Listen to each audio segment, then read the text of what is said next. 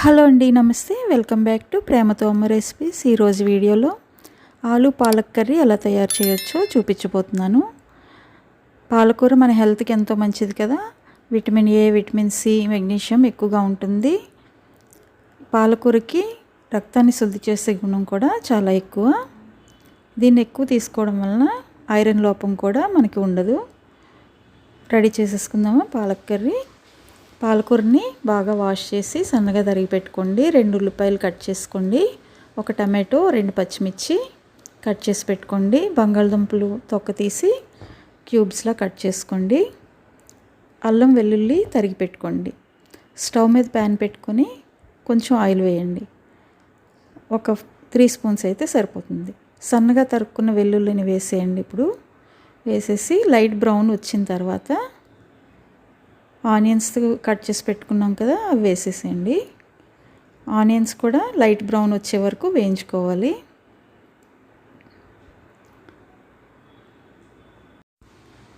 పాలకూర ఎక్కువగా తినడం వల్ల ఇమ్యూనిటీ పవర్ చాలా బాగా పెరుగుతుందండి. ఒక 1/2 స్పూన్ పసుపు, 1/2 స్పూన్ సాల్ట్ వేసుకోండి. సాల్ట్, పసుపు వేసిన తర్వాత ఆనియన్స్ బ్రౌన్ కలర్ వచ్చే వరకు వేయించుకోవాలి.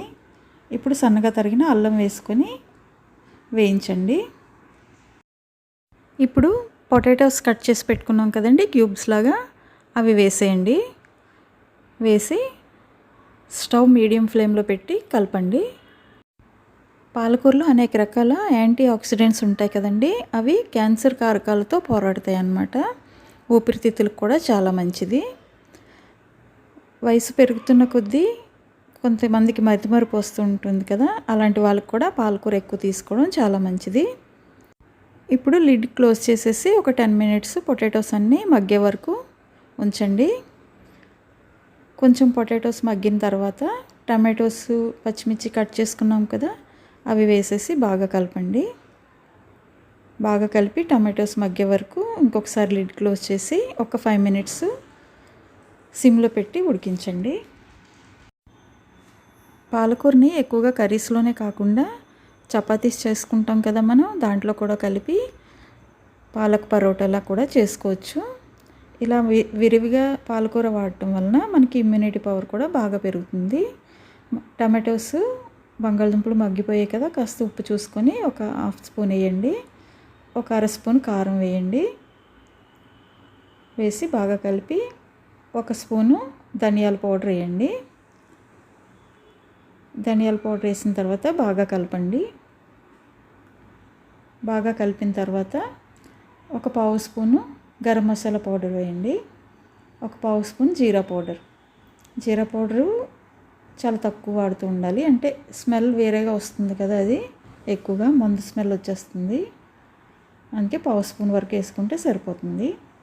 ఇప్పుడు బాగా వాష్ చేసుకున్న తర్వాత కట్ చేసుకున్నాం కదా మనం పాలకూరని, అది వేసి కలపండి. సగం వేసి కలిపిన తర్వాత మగ్గిపోతుందండి, సరిపోతుంది మనకి. ఈ ప్యాను కొంచెం మగ్గిన తర్వాత మిగతా పాలకూర వేసుకోవాలి. చాలా త్వరగా మగ్గిపోతుంది పాలకూర.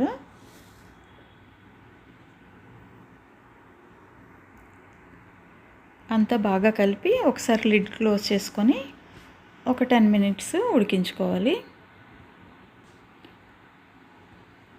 ఈ కర్రీ చాలా కమ్మగా బాగుంటుందండి, చాలా టేస్టీగా ఉంటుంది.